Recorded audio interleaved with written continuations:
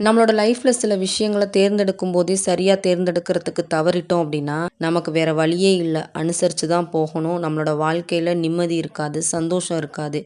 ஏன் இன்னும் சொல்லப்போனா சிரிக்க கூட முடியாது அப்படின்றதுக்கு சில பேரோட வாழ்க்கை தாங்க உதாரணமா இருக்குது. ஏன்னா ஒருத்தருக்கு ஒருத்தர் விட்டு குடுத்து வாழ்ந்தா அது வாழ்க்கை. ஆனா ஒருத்தர் மட்டுமே விட்டு குடுத்து வாழ்ந்துகிட்டு இருந்தா அதுக்கு பேர் வாழ்க்கையா?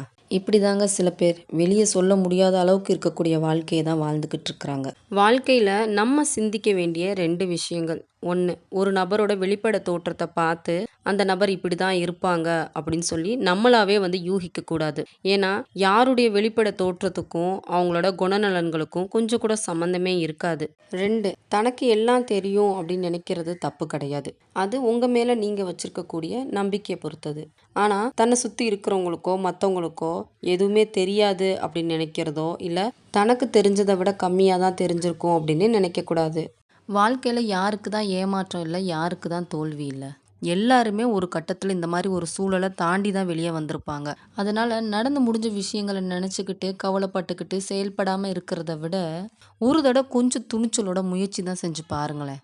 இன்னும் கொஞ்சம் நம்ம ஆழமா யோசிச்சு பார்த்தோம் அப்படின்னா, இப்ப இந்த உலகத்துல ஒரு நல்ல நிலைமையில இருக்கிறவங்கலாம், பாதி பேரு அவங்களோட ஃபேமிலி பேக்ரவுண்ட்னால வந்தவங்களாவே இருந்தாலுமே கூட, பெரும்பாலானவங்க வாழ்க்கையில தோல்வி அடைஞ்சு, அவமானப்பட்டு, அசிங்கப்பட்டு, கவலை, கஷ்டம் அப்படின்னா என்னன்றத மட்டுமே அனுபவிச்சு முன்னேறினவங்களா தான் இருப்பாங்க.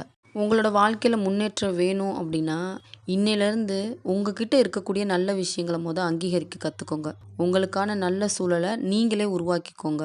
மத்தவங்களோட உங்கள ஒப்பிட்டு பார்த்து உங்கள நீங்களே தாழ்த்திக்காதீங்க. மத்தவங்களையும் தாழ்வா நினைக்காதீங்க. நீங்க யாரு? உங்களோட குறிக்கோள் என்ன? அப்படின்றத மட்டும் நோக்கி உங்களோட பயணத்த இருக்கிற மாரி பார்த்துக்கோங்க.